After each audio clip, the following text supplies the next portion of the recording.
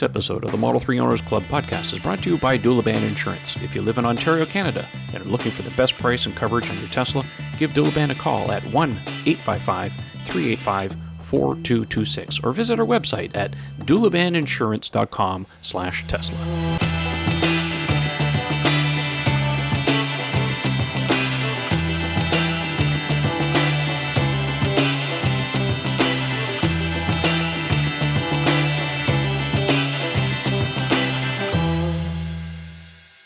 Hey everyone, it's time for the Model 3 Owners Club podcast. I'm Trevor Page, and we have so many topics tonight. We're just going to jump right into it, but I want to bring on my usual guests. I have Eric Camacho with me and Ian Pavelko. Gentlemen, how are you doing tonight? Hello, everybody.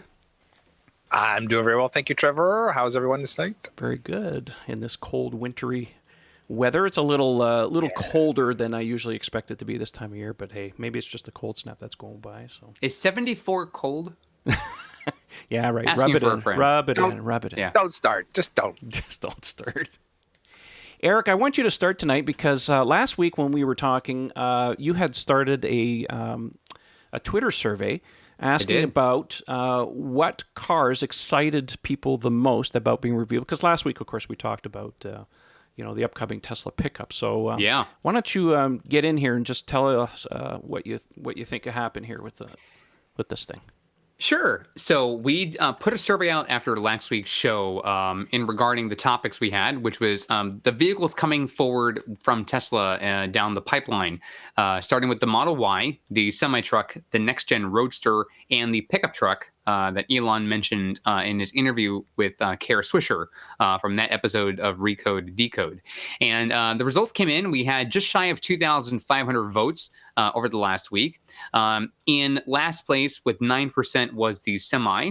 No surprise there. In third place was the next-gen Roadster. So the top two ended up being the pickup truck came in at second with 26%. And far and away, the most excited that people are about our upcoming vehicles is the 44% respondents selected the Model Y. So is it a matter of it's the next thing, so that's what we're looking forward to seeing, or if it's just really the vehicle people want, which is that midsize SUV? We'll find out, but that's what most of the respondents were excited about. So we'll see what happens come next year when the Model Y finally makes its appearance. That's, of course, if they hold true to their timeline, because Elon has been saying that they're hoping to release or reveal this thing in March.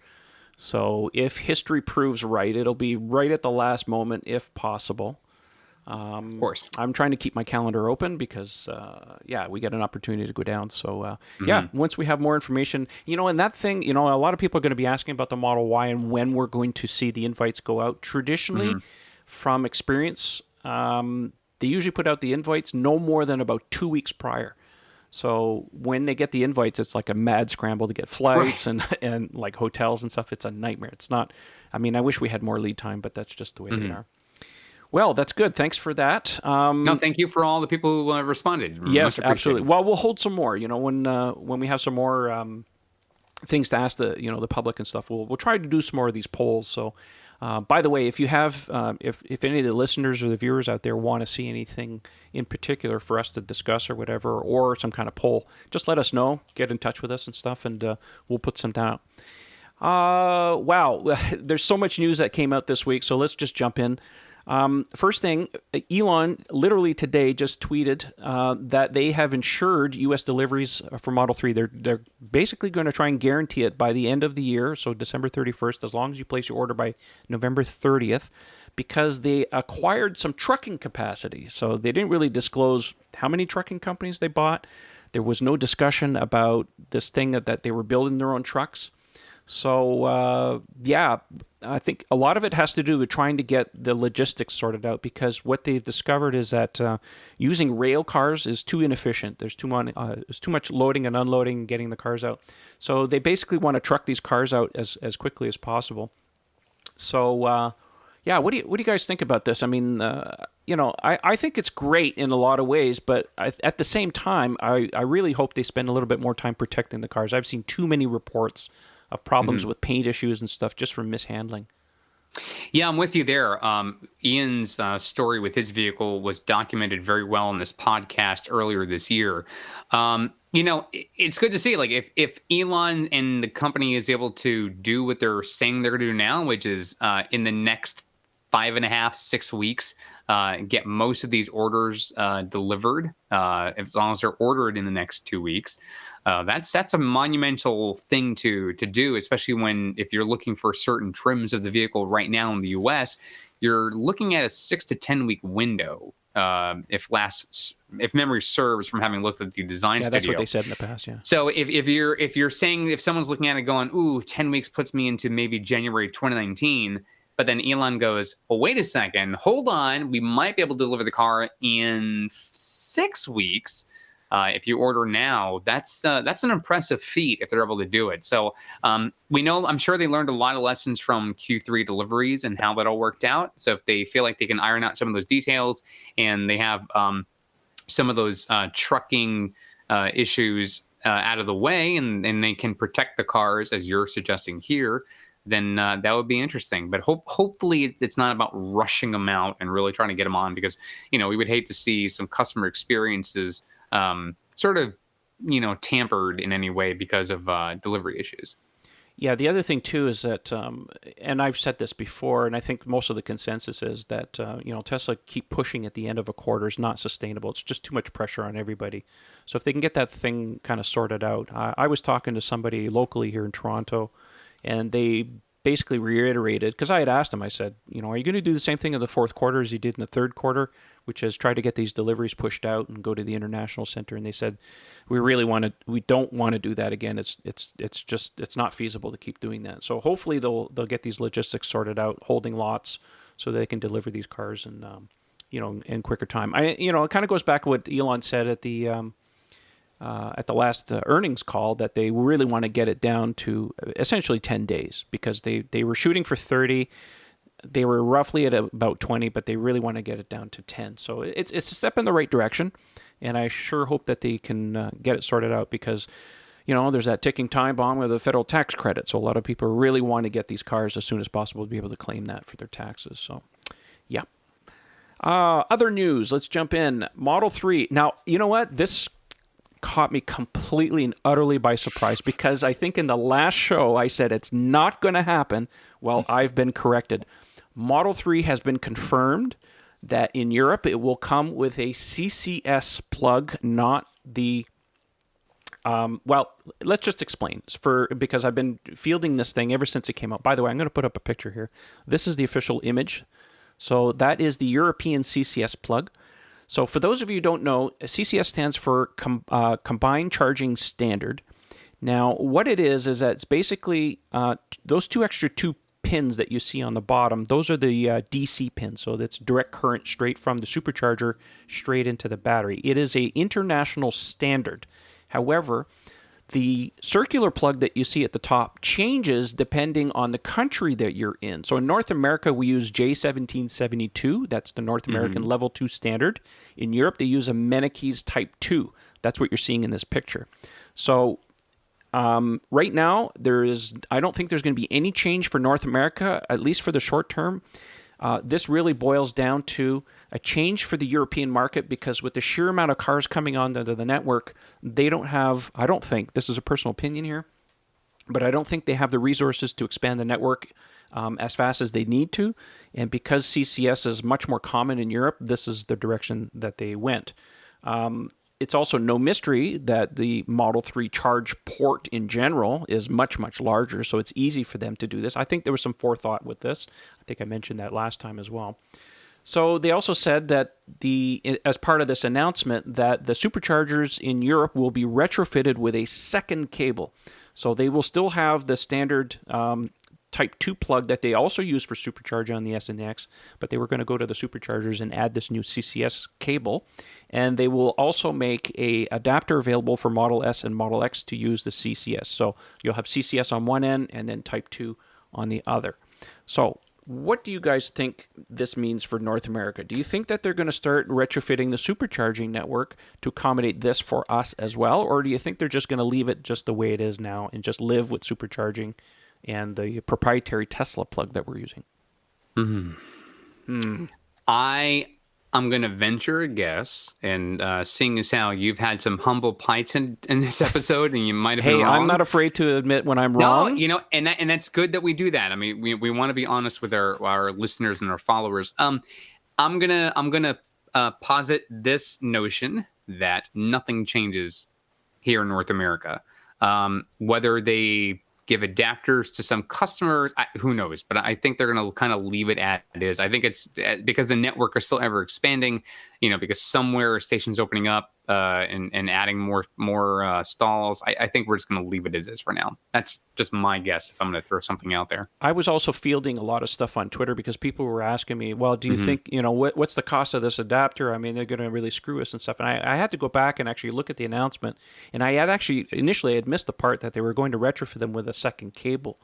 So I was like, okay, well, now you're not forced to actually buy an adapter, but who knows what the future will hold. So I think for those, if they do end up switching and actually, abandoning the usual supercharger plug that they use over there, that they're going to have to make this adapter relatively affordable. Because right now, if you look at a Chatamo adapter, what is it, $450 US or something? So Yeah, sounds right. yeah.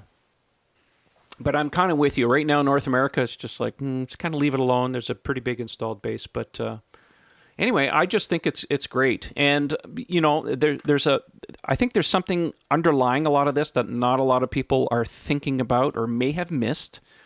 Supercharger version 3. And we all know CCS has the ability to go way beyond 150 kilowatt.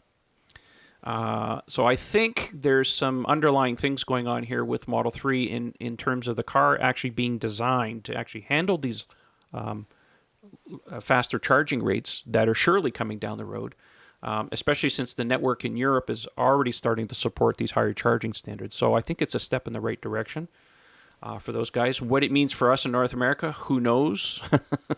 So we have to take that into account a little bit. But I don't think a lot of people were thinking about that. And I was, after the announcement, I started thinking about that. And I was like, I think it's kind of, dovetailing into maybe some future plans for these guys. So all in all, I think it's good news, but it certainly caught us all by surprise. I couldn't believe it when I first saw it. I was just like, what? Never thought. But hey, stuff happens. All right. Let's move on. Some other changes that happened this week. Model S and X design studio changes. A lot of this dovetails into what Elon had announced. I think he was saying by November 1st, he said that there were going to be some changes to the Model S and X, and it took a little longer, but now these changes are here. Eric, you want to give us a little bit of a rundown as to what's changed? Absolutely. Thanks, Trev. So very simply put, the number of options that you can select when designing your vehicles from the online design studio have been reduced, predominantly in the Model S. So with the sedan, the sunroof option, that's sort of a controversial selection there by some people's minds. The sunroof is not something you can order now. That is off menu. We'll get to that in just a little bit. The rear-facing children seats in the back of the vehicle, that's also now considered off menu. There's the 72 amp onboard charger, which for certain countries is something that you could select. That is, again, off menu. And there was one more option I'm sort of forgetting, but again, that's the majority of those. And now the black textile seats. Yes, of course. I was going to say. The textile seats are no longer an option default in the car. The premium black interior is now considered the standard interior for both of those flagship vehicles. Now, for the Model X, again, those the seating interior, the onboard amp charger, that's sort of off we menu. lost the center console in the 6-seat variant. Right, exactly. I was going to mention that. So you now have the 6-seat configuration without the center console. That's the only other major change there. And then the prices changed for the vehicles because of that. So the base price for a 75D Model S and X each went up by $1,000. But if you were to change the black interior to, say, cream or white, that's also where Trevor was wrong. He thought cream would be gone. Cream is here to stay. Congratulations for those of you that like cream. Yeah, well, there you go. The price to upgrade is the difference in price. So it's about $1,500 to change that to those interiors. So minor changes, but if you are looking to order those vehicles with some of those off-menu items, the recommendation is you just simply visit your local Tesla store, work with the owner advisors and the customer experience specialists in your location, and they can assist you with getting those vehicles with those options you still want. Of course, if you are looking for an inventory vehicle as well, then you might find those options are still there to be had. So that's what we have for right now. But it's exciting changes, I think, and makes the ordering process a little bit easier. But we'll see moving forward if there's any more changes to come. I just hope that they stop making changes eventually. Now, I'm not saying just for the sake of making changes. I'm just saying, like, at some point, you're just not going to have any more options to be able to order. I mean, it's going to be like Model 3 right now. Basically, choose your color and choose your wheels and all-wheel drive or not. That's basically it. I think, for a discerning public, when you're spending this kind of money on a car, they really should have a few more options, considering that they're not increasing necessarily production. I mean, I think at the end of the day, it may increase some production on their end, but if you're making 2,000 cars a week, is that what they're making on S and X? Yeah, something like that. Something like that. Give us a few more options, guys. I mean, a lot of people are going to lament the fact that you can't get the sunroof anymore because it's the only way you can get a roof rack. Right? Because on the Model S, you need the sunroof in order to have the attachment points for the roof rack. So I know a lot of people are going to be upset about that. It's not the end of the world, mind you, because if you want to put a bike rack on the top, you can get C-suckers or something like that. Those work very well. But yeah, I don't know. Yeah, I'm surprised that the cream stayed around. I was sure that was going to go away. But this, if you guys want to know what the title of the show might be, it's Trevor's Wrong. I want to remember. That's a good show title, and we will use it. How's about that? I just remembered the other Model S option that is now off menu is the 21-inch black Onyx wheels. Those still are available if you have a referral program. You can still earn the wheels through that, but is now no longer an option to order with the vehicle from the design studio. Yeah, they call them 21-inch Sonic Carbon twin turbine wheels. Boy, that's a mouthful. Yeah. You're welcome. Yeah. So you can get those for sure. Colors haven't changed. We're still talking about the standard black, midnight silver, metallic blue, white, and the red. And, of course, the red price is still crazy. Bring back midnight silver or titanium silver. And this is a very important thing to note here. And Trevor's sort of harped on this a number of times. Because of the fact that we've seen so many changes through Tesla's history, if there's something you want and it's available now, just get it. If the situation is you're in a lease for a vehicle, if there's some unique situation where you're in school, your kids are in college, you're retiring, and whatever it is, if there's some extenuating circumstance that keeps you from getting into a car right now, understandable. But in many cases, if you're waiting for something to happen, it may not work in your favor. If you're looking to get into a Tesla and you're doing it, look, each of us are owners. You can use our referral codes. Just get into a car because whether it's the Supercharging program, if it's the referral program, if it's the paint colors, something is bound to change at some point. It's inevitable with this company. So try not to wait if you can avoid it, and just go ahead and get your order in as soon as you can. Here's another show title: What Tesla giveth, Tesla can taketh. Yes, taketh away. Yes. Yeah, exactly. Well, yeah, lots of changes. So, yeah, Eric's absolutely right. So don't sit on the fence. If you see something, jump in because it will change and not always for the better. So, some other news. Supercharging program has changed yet again. I mean, it's pretty obvious by now, if you've been paying attention over the last year and a bit, that the supercharging program has been undergoing considerable amount of clawbacks. There was a time when supercharging was free for life, included with the car. For always, even if you sold the car, it followed the car. Then they changed the program so that you got free supercharging for as long as you owned the car and it didn't follow you. That's in the case of me with the Model X. If I sell it, it's gone. And then they said free supercharging for 1 year. And then they changed it again, free supercharging for 6 months. That's what's in place right now. They also had a program where if you got the supercharging on a credit for the S and the X, never applied for the Model 3, of course, which was 400 kilowatt of free supercharging renewed every year on the anniversary date of your pickup. That is now gone as of November 2nd. So basically, supercharging as we see it and as we know it today is costing them money. They want to move to a paid per use program.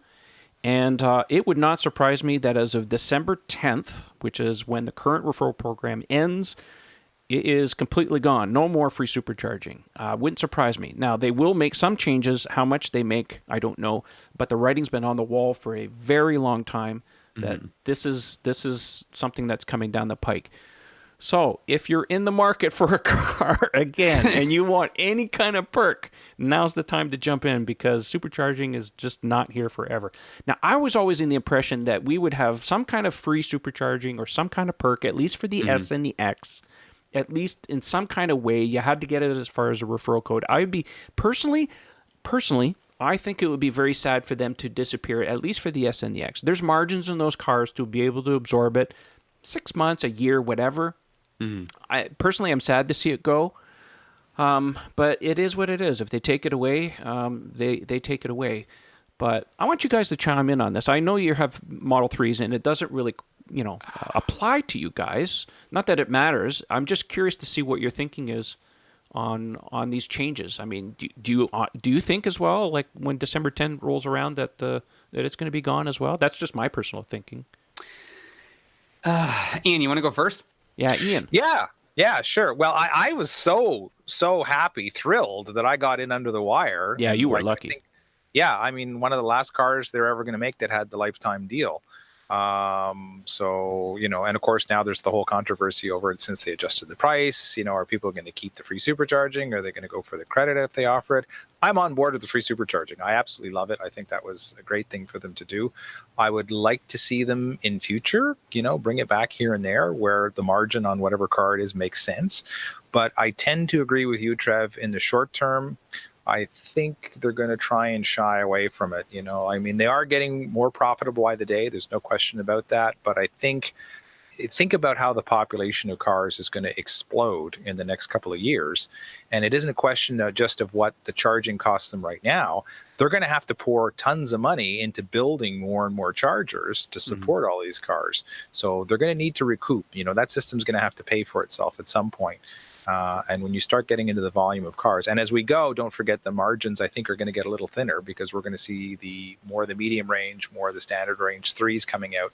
And since they are overwhelmingly the large part of the population, I just see it as a necessity in order for them to do this. I mean, your point's well taken. Margin is there in S and X, but maybe they just overall as a company want to approach it as like, no, this is really no longer part of it. The supercharging still is not terribly expensive, certainly far less than gas. So I guess they're seeing it really low is not really an objection to buying it is how they're looking at it. And it is, significant cost for them on the other end. So yeah, to your point, Ian, it's not a matter of if, it's a matter of when.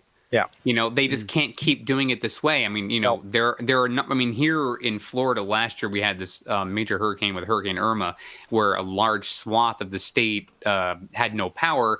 And within 24 to 36 hours, most of these supercharger stations were back online, which is an amazing accomplishment when you think about it. But that's also comes at a cost. And so there's getting to a point where it's not even just the cost of charging the vehicle.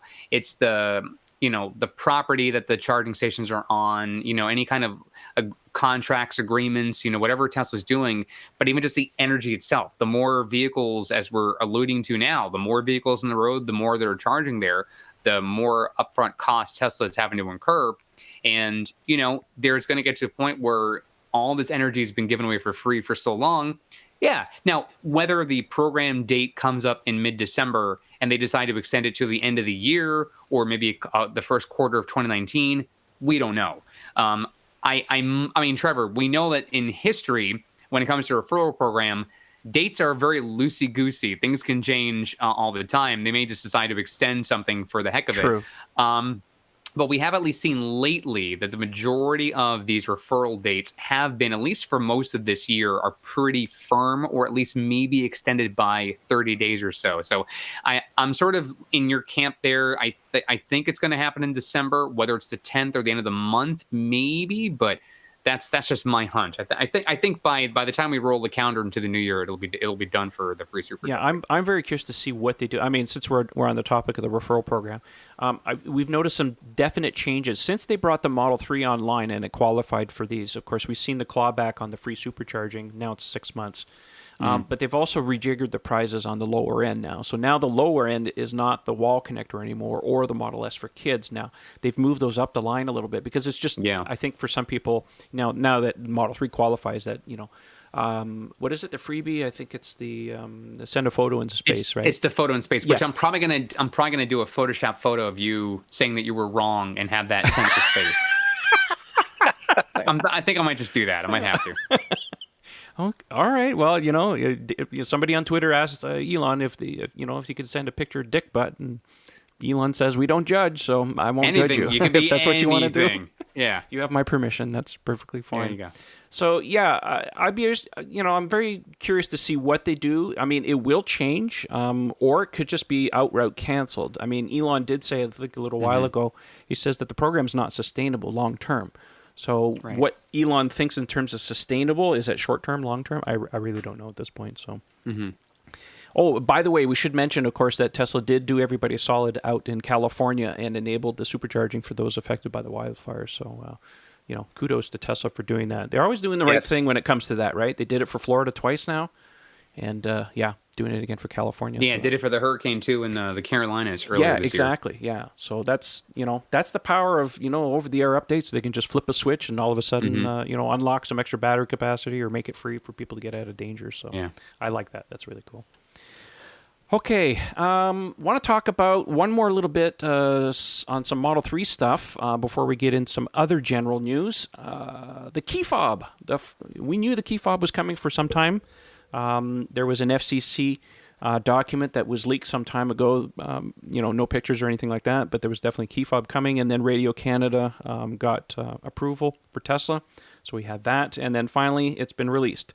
So the details are, it's $150 US, $200 Canadian for this thing. It is Bluetooth, and unfortunately, there's no passive entry, which is wah, wah, wah. Because, you know what, Ian, I want you to chime in on this because you were directly affected because you had an Android phone, and I think this is targeted for those of the people that have problematic, I don't want to generalize too much, but people that have Android phones that have experienced some Bluetooth connectivity problems. But the fact that it doesn't have passive entry is just like, well, what were they thinking? I couldn't agree more. I mean, to me, that would be one of the major reasons to have it. I probably would have stuck with Android at that point. I mean, I know iPhone people out there are going to hate me. I've converted. Okay, I'm part of you now, so no hate comments, please. This is not a religious thing here. I don't care what you use. I've had both. I'm not sure, man. I've talked to a lot of really hardcore cultists. Oh yeah, well, you'll get that, sure.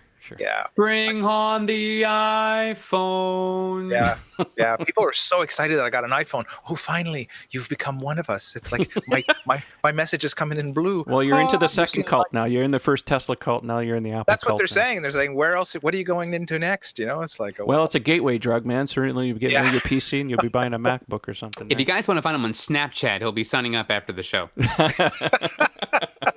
you have it. But to your point, absolutely. I cannot for the life of me understand why you wouldn't have lock unlock on the thing passive. Like that just kind of blows my mind. I just can't see a thing for this. I mean, a lot of us were thinking that this thing is finally going to enable summon for Canadians. Right. Nowhere to be seen. No, eh? And that was speculation on my part because I was just going based on how they do things with the S and the X. In the US, you can use summon from the Keyfob. But in Canada, we can only do it from the app because we have a law that's countrywide for a vehicle immobilizer. That's what it is. And we just assumed it was tied to the Keyfob. Well, here's the Model 3 Keyfob. It has no summon, it has no passive entry. Who the hell is this thing for? Like, what's the point? I don't get it. And everybody's online, and everybody, I'm not buying that thing. It doesn't do like, well, no, you were not under any obligation to buy the thing. So don't buy it. What are you complaining about? But at the same point, it's like, I want to understand, what's Tesla's thinking? Why would they do this when it's so limited? Like, what's the point? I don't get it. Well, I guess my first question is there going to be a button where you can actively lock and unlock on the fob? No, I believe that there's buttons to actively lock it and unlock it, but the thing doesn't even have passive entry, so no matter which way you look at it, you still have to have your phone with you or at least a key card to unlock the bloody doors. Yeah. So I don't get it. No. We're missing some piece of the puzzle. I'm gonna say that there's something here that we still don't know. Absolutely. But what's the story though? And you look at Tesla's support software update. Well, true, but I read, I forget where I saw it, but they said something about the reason they can't do passive entry is because there's no hardware in the car to allow that from the Bluetooth key fob. It's missing the hardware that does that. So whether they do it through some other mechanism or something, I don't know. Who knows? But unfortunately, even on Tesla's support page for the key fob, there's no mention of summon. It had to be done by somebody else. Somebody had to go and spend the $150 to get it home to find out, oh, by the way, it doesn't do that. Like, Tesla didn't even tell anybody about that. So communication, again, fail. So I'm sorry, but Tesla really needs to do better. It makes a nice $150 paperweight. That it does. Oh, yeah. Anyway, sorry, that's my rant for the evening. On better news, let's move on to some better news. Tesla has been taking Model 3 and putting them in stores in Germany, France, Sweden, Norway, Italy, Belgium, and in some of the Asian countries in Hong Kong, China, and Japan. Finally, it's happened. And these stores have been swamped with people. Particularly, I've been following some of the news that's been coming out. The stores in Norway have been swamped 24/7. I have a Twitter follower. He goes by the handle Vincent13031925. Awesome name, dude. He follows the Asian market quite a bit, and he said that he received confirmation, of course, from Elon directly that China can expect deliveries in March, but certainly in April. Now, keep in mind, China is a left-hand drive country, so that's happened a lot sooner. I was expecting to see Model 3 basically mid-2019. So if their production ramp, which is actually increasing, I think there's reports that were leaking out today through an email internally at Tesla saying that they're trying to reach 7,000 cars by the end of the month per week. So I think they're really pushing hard to get these cars to start production. That's just Model 3? That's just Model 3. Woo! 7,000 a week. That's their goal by the end of the month. Now, hopefully they can reach that. It might be burst. I don't know. We'll see. We'll keep an eye on that as it goes. But they're really ramping things up because, again, from the last earnings call, they want to start production for the European countries in January and delivery starting in February, March. And it looks like they're hauling butt to really get into China as soon as possible. So, yeah, it's really encouraging. This thing has taken off. And you know what? I think, and I don't have a picture here, unfortunately, to show people, but the invite basically said, "We're coming for you." FineLab has a line of protective coatings that were engineered to protect your Tesla's paint, leather, carpet, plastic, and wheels, effectively blocking all those UV rays and environmental factors before they ever get to ruin your brand new baby. FineLab offers a complete line of car care products and ceramic coatings for both the do-it-yourselfer and professional detailers. Did we mention we also have the world's first self-healing coating? Check us out at finelab.com, that's spelled FEYNLAB, to see the science behind the self-healing. Check out our product catalog and click Contact Us for a free quote from a certified installer in your area. FineLab and Tesla, we were meant for each other. No, I don't know if that meant to the general public or they're targeting the Germans. Because it sounds a little menacing. I don't really think that's how I would put it towards the customers. I don't know. I think coming for you. Yeah. Inspector Gadget there. I think the Germans are going to be quaking in their boots because if this thing hits, I mean, the thing you have to remember about Europe is that we're talking in sedans. They sell way more sedans in Europe than they do anything else. Not like North America. We're very much into SUVs and small SUVs. Right. But in Europe, we're talking a market that's 2 to 3 times bigger for sedans. This is going to give Germans ulcers like you wouldn't believe. Well, that's because in America, we like large things. Well, I want to put a car inside my SUV. Can you make one of those? That'd be fantastic. Also, part of the segment realized Trevor again said something that he thought, indicating he was wrong again. So really, this is now the third such instance in the show where Trevor was wrong. All right, I took the hint. Now, bear in mind, his wife knows he's always wrong, but that's fine. Happy wife, happy life. That's what they say. By the way, if everyone wants to say hi, it's my wife's birthday today. So happy birthday, dear. Anyways. Well, that's good news. Everybody's been looking forward to this. So finally, some positive news for those countries coming in. By the way, the Keyfob sold out in one day, by the way, and went really quick. That I saw, yeah. So no matter what our lame objections are to it, apparently the public is voting with their wallets. And whatever, yes. It's like the Tesla surfboards. Whatever they put up something up there, it sells in no time. That's true. Yeah, the surfboard was a weird thing. I'm not a surfer. What the heck am I going to do with a surfboard? But hey, you're not with that physique. Why not? It's just we have no waves, dude. Now, snowboard, that's something we can use. Mm-hmm. Oh, yeah. All right. We want to end the show. No, I'll not end the show, but we want to get into the next segment of the show. And I want to talk about the situation with Model 3 and the winter situation, because some of us that live north of the 49th parallel are having some issues. So I want to talk about the situation with door handles, doors, cold temperatures in general. I also want you to talk about snow tires and the regen situation, because it's all over the forum. So for those of you who are not aware, there have been some articles floating around and some videos floating around and people reporting frozen windows, meaning that the car's windows won't do the 1/4-inch drop so you can clear the trim. There have been loss of regen with the switch to winter tires. There's been problems with the door handles freezing. Part of this you have to understand, though, too, is that there's a lot more exposure given the number of cars that are on the market. So it's not necessarily everybody. It's just amplified. So, but in a lot of ways, it does represent a potential issue that I don't know can be fixed right now. I do remember when I first saw the Model 3 door handles in person and I touched them, I was like, I wonder how this is going to work out for the winter, because at the time I had no knowledge whether those door handles would be like the pocket, at least, would be internally heated. Apparently they're not. So let's get in on this. I want you guys to jump in. And Ian, I think you were mentioning before the show started that you had some firsthand knowledge of this. So why don't you jump in and tell us what your experience has been? Yes, this happened to me last night. We got the big cold snap that's been hitting the Northeast over the last couple of days, and it was around 10 degrees below zero Celsius last night. So what's that? Kind of in the low teens or almost single digit, I would assume, in the Fahrenheit scale. And when I came out after work, even though I'd had the climate control on for a good 20 minutes, the interior was roasting. 14 Fahrenheit for those of you who want to know. 14 Fahrenheit. There we go. So low teens.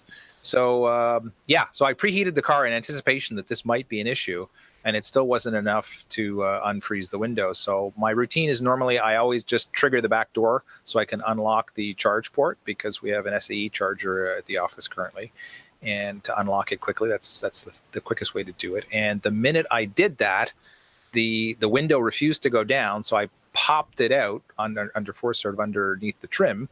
And then when I went to close it, of course, it was still in the up position. It hadn't retracted. So now it's banging into the trim. So I just, terrified at this point I was going to break the glass, I just gingerly gave it another little thunk to see if it would pop underneath. And then bang, it suddenly unlocked and popped all the ice off the bottom of it. And it dropped. So it did this little 1/4-inch drop, and it worked fine afterwards. So the part that you're talking about the door seal along the bottom of the glass on the door itself. That's the part that was frozen? Yeah, I mean, I watched your video today, and I recommend everybody do that. We'll talk about that in a second. Yeah, exactly. Did a great video on it, on how to solve this. But in my case, it would seem, you could see there was like a long white line of ice along the seal at the base of the glass. That seemed to be the one that was problematic in my case. Interestingly, the front didn't have as much of a problem dealing with it. When I opened the driver's door in front, there was just a fraction of a second lag, and it dropped itself in and it popped the ice. It was okay. But I'm assuming that's because with the heat and the defrost on, the front glass got warm enough that it was able to thaw most of the way out. It's the rear glass, obviously, that would take longer for the heat to reach back in the cabin. Mm-hmm. So I should say that the door handles worked fine. They were slow to retract. They're oil dampened, so that explains that. Yeah, exactly. It's just the oil gets a little slower. And so my at first I thought, are they going to stay out? Nope. Ooh, they just kind of slowly retracted. But no issues there at all. Okay. So I want to talk about the glass on the front windows, just so that everybody's aware here. Now, this is not necessarily just a Tesla thing. All cars have frozen windows sometimes. My Lincoln, I would go get coffee and it was super cold out, and the window would freeze. So I have to open the door. So it's not just a Tesla thing. It's not just frameless windows. My Lincoln had full framed windows and they still froze. I did a video today trying to explain what I think is actually going on here with these frameless windows, in the sense that it's a combination of glass being porous at the microscopic level, plus the door seals, the inner door seals that Tesla is using on the cars, being rough in texture rather than typically smooth. And when you have a rough texture like that on both areas, if you get any kind of moisture or water, like if you wash your car or something like that, if it gets in there and it gets a chance to freeze, then it actually acts like a glue. Now, there's not much you can do on the door seal along the bottom of the window. I'm talking just, around the seals and stuff. So in my video, what I show is that you can use like a silicone lubricant, and I do this about twice a season. I started doing this when I had my Lincoln, based on someone's recommendation, and that's just to spray the seals, the inner and the outer door seals, with a little bit of silicone lubricant, because it effectively blocks the glass from freezing against those seals. Generally, it works pretty good. It doesn't eliminate the problem perfectly, but it does help tremendously. The seal along the bottom of the window, well, it's really tough to get any kind of lubricant in there. I think you could probably peel it back a little bit and spray a little bit, throw a little pipette on the end of the spray thing there, and then get a little bit in there to help. But hey, when things freeze, so the pro tip, as I put out on Twitter today, don't wash your car in the cold and leave it sit outside. Take the time, dry it off, blow out the air as best you can in those situations. When I had my Model X at first, I will be completely honest, my passenger side door gave me lots of problems. The actual motor or the regulator in the door failed, and at one point I could not put the window back up. It had to be replaced. And when I took it in, now keep in mind the circumstances were very cold. We had minus 28 Celsius on those days, so it was really, really cold. And they had a rash of problems with cars. And I noticed, the service technicians were bringing cars into the service bays, and they were running the heat in the car full blast to try and defrost some of the windows and stuff. So their recommendation was, of course, either use the app on your phone or the smart preconditioning in your car. If you have that, and put the temperature up at full blast. I've gotten in the habit, if I know I'm going to be leaving the house at least half an hour before I leave, I go onto the app and I turn on the heat in the car. It's not good enough to just turn on the heat. You have to run it at full blast, because that way you get it actually turns on the defroster, which helps the windows as well. When you do that, I haven't had any issues. So, the door handle situation, who knows what's going to happen with that. I don't know if there's a fix or a retrofit that they can do. Anything's possible with Tesla, but I do believe that the more feedback that you give them, the better it'll be for them to be able to find some kind of solution or whatever. Have you had any issues with your charge port? Because I know a lot of people have some issues with the Model 3 charge port being a little bit more exposed than the S and the X. I know in my case, I always make a point of, if there's any snow or ice buildup, I always clear it out. As soon as I unplug the cable, I clear it out so it closes properly so it doesn't freeze again. Model 3, it's a different animal. Charge port's bigger. It's more on an angle. The charge port's bigger. So I don't know what the solution is to all this. I know some people have been putting like a bag, like take a plastic bag, put your cable through it, and then just kind of draping that. I mean, it's a kludge, but if it helps your charge port from freezing and your cable from freezing, that's certainly a solution. Have you had any issues with that, Ian? Not really, because your car lives in the garage, doesn't it? No. That's been taken over by the Volt. That's the Mrs. Spot. I don't get that the garage anymore. queen. Well, that's it. Well, the fact of the matter is the Volt has a pretty decent electric heater in it, but it takes it quite a while to get up to a comfy temperature. Whereas, anybody who has had a 3 in even the deepest cold yet will tell you you can turn the interior of the car into the surface of the sun in 10 minutes. Oh, it's yeah. amazing. There's a really good how heater hot in it. you can get it preheating the car. Yeah, that isn't an issue at all. So mine will probably spend most of its time outside. The other thing too is we use an insane amount of salt in the province of Quebec. And I've had miserable issues by putting the car in the garage every night and having it thaw out with all the salt. humidity and everything. So mine is going to live the tough life outside, just with a lot of preconditioning in the morning. Mine's the same way. But to your point, Trev, about the charging thing, we haven't had a significant amount of snow. We've had good cold flash the last 2 nights. The charge port's been mint. I haven't had any issues just with the pure cold. We're going to get the better part of a foot of snow, though, over the next 24 hours. That'll be an interesting test. Oh, yeah. Please keep us up to date on that. One or two more pro tips, and then I want you to kick in and talk about tires, snow tires specifically, because we're in that season now. First things first, get in the habit, if your car lives outside, turn off auto fold on your mirrors. The last thing you want is any kind of snow or ice and stuff buggering up the motors in there. That would be an expensive repair. Second of all, too, is if you don't have any kind of cover for your windshield on account of the windshield wipers going down a little bit deeper, especially on the Model X because it's really buried in there, put your wipers into service mode. Tap on settings, go into service, turn on service mode. That'll keep the wipers out so that you can chip them off and get the ice out, because I know in my car, if I get a lot of snow, it buries my windshield wipers way down deep, and it's a nightmare. So just a little pro tip for you. So having said that, Ian, yes, wait, Eric? I was going to say, yeah. I have a comment and a question for you guys. So Okay. the comment is for those of us listeners and people like me who live in warmer climates, these are great tips to know. Sure, rub it in, buddy. Rub it in. No. I'm serious. But if you're gonna ever travel, yeah, of course. If you're gonna travel somewhere where these conditions exist and you own an electric car, it's good to know these things, because if you're not used to it, I mean, these guys can tell you everything there is to know about cold climate with snow tires and everything else. These guys are consummate professionals. They know their stuff. I'm listening to this and going, wow, I never would have thought of that. So if you listen to the show, download it, save it, take segments, write notes, put reminders in your phone. Ian has an iPhone now. He can use a reminders app. It's fantastic. But jot these things down, just because you may have to come to use it if you ever come across an area where, even here in the southern half of the U.S., where there are still areas where it snows. It does snow in Florida in the Panhandle, so it certainly can come to that. But my question for you guys is this. Since I know, Ian, you own a Model 3 like I do, but for Trevor, what are the Sub-Zero features of the Model X? How helpful have those been in situations like this? And even with your suggestion of having the wipers and service mode and stuff like that, how helpful is it to use the Sub-Zero features? So first things first, my Model X does not have the Sub-Zero package. It used to be a la carte. If you remember, it used to be an a la carte option. You used to be able to order. I'm just going to. I think it was $2,000, $2,500 or something like that. And shortly before I bought my car, I think it was July of last year, they switched it so that it was included in the premium upgrades package, which was way out of my budget. And honestly, out of all of those features, the only thing I really wanted was the heating steering wheel, but I'm not spending that kind of money for a bloody steering wheel.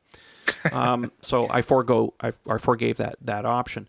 My understanding is the cold weather package, Sub-Zero, whatever you want to call it, at least on the Model X, gives you the heated rear passenger seats, much like the Model 3 does now, a heated steering wheel, and a heated area along where the windshield wipers are. And yeah, had I known that and it was cheaper, I mean, look, if the Sub-Zero package was still available at the time when I bought the car a la carte, I would have bought it for sure. Absolutely. Yeah. But the fact that it was embedded in the premium upgrades package, and for me, it was the option between, do I get that or I want the 6 seats? The 6 seats won out. That's where I spent the extra money. So I can't answer that 100%, but these are tips that work for me. It's not perfect. I mean, we all know, for those of us who live in the colder climates, that colder climate certainly brings its own set of challenges in an EV. Range loss, for one. You have the defrosting issues. Tesla has things like flush door handles. That has its own set of issues. Right. Fortunately for me on the Model X, I haven't had any issues with the door handles, being that they're buttons and not these large physical things that actually moved. So I've never had any ice buildup or anything like that. So, but for me, it's mostly, my passenger door gave me the most trouble when I first had it. But since it's all been fixed, it's never been an issue after that. How cold can it get if you store the vehicle in the garage? Like in the garage itself? Like let's say, for example, it's 30 below 0 centigrade. For those of you that use the metric system, which is pretty much everybody but us in the U.S., how cold would you say it might be in your garage? Well, it would get that. Well, like my car's not. My garage is not insulated. So if you don't have any insulation, it could be pretty much the same temperature outside as it inside. Oh, okay. But go up a ladder and go up into the loft, it's certainly quite a few degrees hotter. That's for sure. But yeah, if you have a garage that's in your house or in your, like if you're at a townhouse or something, or a fully detached house and it's fully insulated, oh, it could be, it's still cold, but it's considerably warmer. The nice advantage in a lot of cases, though, too, is that you're not outside in the elements, right? So if it's rains or snows or that type of thing, you don't get that. Now, if you leave the rain or snow in the car and you bring it into the garage, that doesn't necessarily mean it's going to melt, right? It just sits on the car, and then, of course, you still have freezing temperatures a lot of ways, so it doesn't really help. If your car garage is heated and insulated, well, it's a different animal altogether. But not everybody's that fortunate. So. Awesome. Thank you. Again, these are great tips, everybody. If you don't live in a cold climate, this is what these people deal with every day for like 6 months of the year. So, well, if you move, and your point is taken, that if you live in a warmer climate and you happen to go vacation or you go to a colder climate, somebody's from Florida wants to come up to Canada in the colder months and stuff, these are good tips. Just keep them in the back of your mind. So having said that, I want to move on to the next section here because we're going a little long on the show tonight. Ian, I want you to talk about snow tires, because there's been a lot of talk about Model 3 and snow tires. Of course, now there's a big bugaboo or big elephant in the room that's happened right now, and that's the loss of regen in the colder months, especially if you don't buy Tesla's tire package, of course, because a lot of people have been looking for third party. So I want you to kick in here and just tell everybody what your experience has been. And please tell everybody what snow tires are all about, because Eric was asking about, what's the difference with snow tires compared to the typical all seasons that come with the cars. Yeah, absolutely. Well, there's really three categories now of tires that we could consider for use in snow. I mean, 4 overall. So, I mean, you have pure summer tires, which would be something like the PS4 that comes on the performance car with the upgrade pack. And that you don't want to get anywhere near snow. That is an instant recipe for death. You then have the standard all-season tire, which has been around, for 30 plus years, as we understand it. That would be something like the standard Michelin 18-inch or the 19-inch, which comes on Model 3. Both of those are considered conventional all-season tires.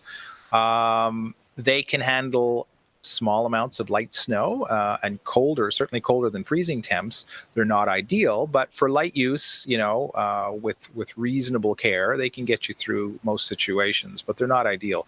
If you live in any kind of normal winter climate, or what we consider normal winter climate up here in either the northeastern US or Canada, you really want a winter tire. And at that point, you're into the zone where the rubber compounding is really dedicated at functioning at colder temperatures, and anything below about 7 degrees C or, give or take 40, 45 degrees Fahrenheit, they start to have a significant advantage. And the colder it gets, the bigger that advantage becomes. So particularly on ice, there's an enormous difference for accelerating, for braking, for cornering. And all that has to do with the fact that the rubber compounding is softer. And particularly if you go with the smallest diameter wheel you can get away with and the tallest tire, that has a big effect, because you want the tire to react sluggishly. It's like when I train people at work in this, I said, basically, you want your tires to be nice and sharp and athletic in the summer, and you want them to be dumb and sloth-like in the winter. You don't want them making any sudden moves, because you don't want to break traction with the surface.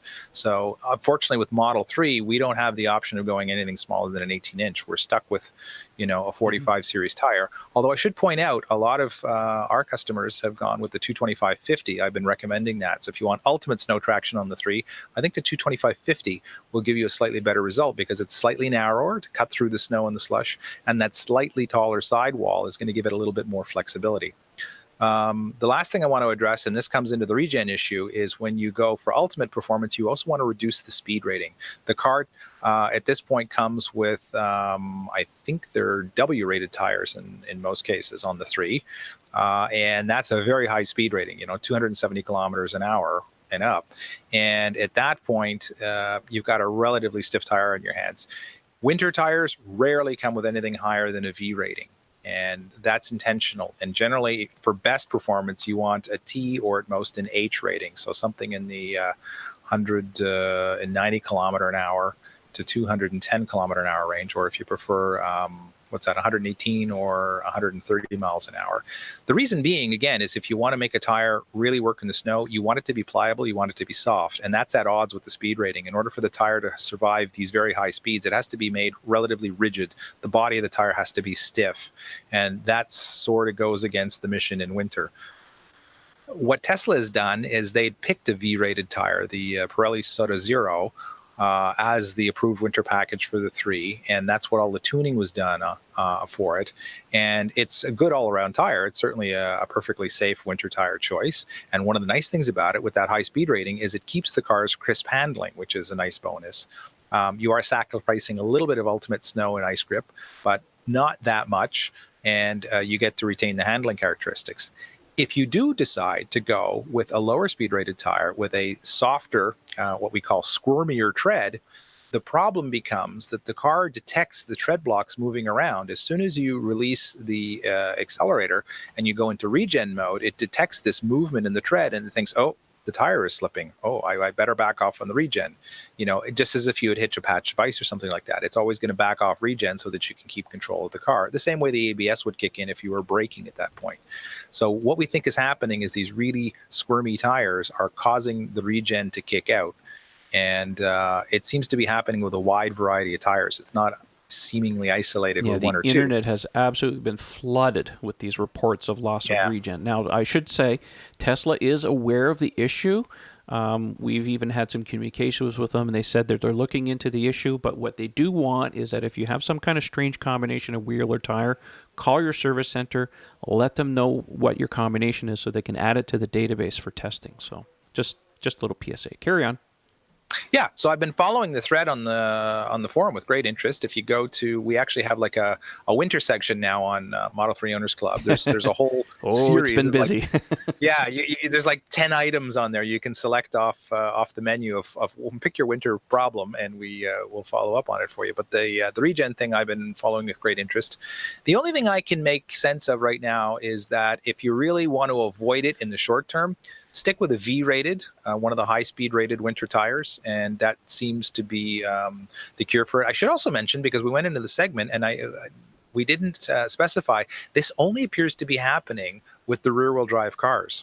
Mm-hmm. And that has something to do with the way the permanent magnet motor regens. It would seem that if you have the all-wheel drive car, it's less of an issue. The other thing is you're spreading the force of deceleration over two motors and two axles. That makes sense. Yeah, for sure. Yeah. Nobody with dual motors, as far as I could tell, seems to be having this issue. Mm-hmm. I think for the time being, I mean, the vast majority of the cars that were delivered in the northern climates, at least since when they were released late May into June, I mean, they've all been rear-wheel drive cars. So the vast majority of those reports, that's where they're coming from. It's just natural. Yeah. But I have a feeling so far it really is. I mean, I've yet to see a single person with a dual, and I could be corrected on that. I apologize if someone else out there with a dual has that problem. If so, I'd love to hear from you. Chime in on the forums or throw it in the comments if you have a dual and you've experienced this. I haven't seen an instance of it, but if you want to avoid it in the short term, stick with a V-rated tire. If not, if you want to go for ultimate winter performance, I do recommend a T or an H rated.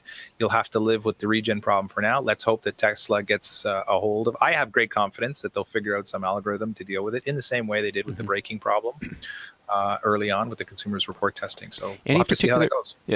Any particular make of tire that you kind of recommend? Oh, that's a slippery slope. I start doing that if it's not one of my existing suppliers, they'll get terribly offended. I do have my favorite list. I tend to, I throw a lot of love to a lot of different companies. I'll be honest with you though, we're sort of at a really interesting time in the tire industry where it's getting harder and harder to find bad tires. Even the entry level ones tend to be quite good. Mm-hmm. And the best of them now are truly astonishing. I also want to just rewind a second. I skipped a category early on in my rush to get to the regen issue. When we talk about there's summer, there is all season, and there's winter, there's a new category called all weather, which is technically an all season tire, but it has this interesting trick in that its winter performance is good enough that it's able to pass what we call the severe service severe snow service test, and it gets the little mountain snowflake, which is the only true certification in North America to prove that the tire is accepted for winter use in all markets. In Quebec, you have to have the snowflake on your tire in winter. It's the only accepted test of the tire as of 2015. And there's a number of all-season tires now that merit that. And when they get that approval, we tend to refer to them as all-weather because they can truly be driven around in the snow. So if you don't get a huge amount of snow, or if you want something that drives to Florida and back, from a northern climate, that's a great option. Yeah, it's important to know. I don't think a lot of people know. Quebec is, what you were saying, Quebec is the only place in all of North America that has a law. You must have snow tires on your car from a certain time, right? Is that right?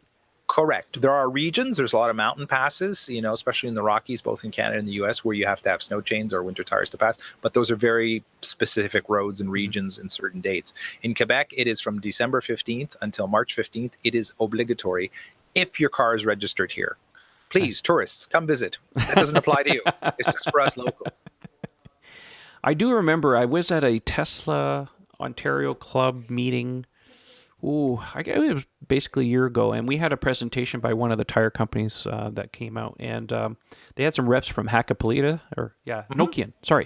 Nokian, and they were talking about their Hakkapeliitta tires, and man, I could not believe the technology that goes into tire design today, especially winter or snow tires. Yeah, these things have like little water pumps built into them and self-retracting studs, and it's crazy. I never thought that they were that good. I'll let it slip. Okay, my tire suppliers aren't listening. The Nokians are unbelievable. That's what I've been told. We don't actually sell them. It's a very niche boutique line, but they're mind-blowingly good. I've had many sets of them. The Nokian Hakkapeliitta R3s. Yes. I've been told those are just like, they're like magic on a Model 3. I've been searching for a set for months. You can't buy them for love nor money. Yeah, they're hard to come. Anything. If you have a set for sale, I will pay anything for them. Well, here in you can't get them right now. They're back ordered to the end of the year right now in Eastern Canada. Yeah, here in Ontario, everybody's looking for them, and they're kind of hard to come by because not too many people carry them. But well, it's especially in the size that we need for the 3. It's like out of the gate, everybody ordered them, and that was it. It was done. Mm-hmm. There's a number of other ones. I mean, if you search on the forum, everybody's sharing their experiences, and I'm actually going to try a Nexen model, which is really inexpensive. Mm-hmm. It's the Wingard Sport. It's a V-rated one that we carry, and it was just it's something I'm going to try in the short term because I'd ordered the Nokians and I can't get them, and I'm anxious to see how they go. It's a V-rated, so it's got nice handling. Our man Brad Garcia was up to visit recently, and he picked up a set of those. He seems very happy with them, so cool. Who knows? Well, I have a friend of mine down in Pennsylvania, they're Justin Wise. He bought a set of R3s for his Model X, and he sent me a private picture. He says, these things are crazy. They're so good. So, yeah, he was very happy with his purchase, I guess. So, well, having said that, guys, I think it's time for us to sign off this evening. So, Eric, why don't you go first if people want to chit-chat with you, where they can find you on the internet. Absolutely. Thanks, guys. You can follow me on Twitter at the handle ECFix. That is ECFIX. And Ian, where can people chit-chat with you? Twitter as well. The nickname is Mad Hungarian, but the actual handle is at Ian Pavelko. And you can find me on Model 3 Owners Club as well under the same pseudonym, Mad Hungarian. Any questions you have about wheels or tires, hit me up on one of the public forums or send me a private message. Whatever it is, always try to get back to you in 24 hours. Excellent. Well, that's the end of the show, folks. And if you want to follow me, my Twitter handle is at Model3Owners. And by all means, check out the forum, Model3ownersclub.com. That's the best place for Model 3 information. I want to say a big thank you to our sponsors, FineLab, Evianics, and Duliban Insurance Brokers. Those guys are awesome. Thanks for sponsoring the show. And lastly, our Patreon sponsors. You can find them at patreon.com/Model3Owners Club. Those guys pay the bills. Anyways, that's it for today's show, and we'll catch you on the next one. Thanks, everybody, for watching and listening wherever you happen to be. We'll see you later. Good night. Goodbye. Bonsoir.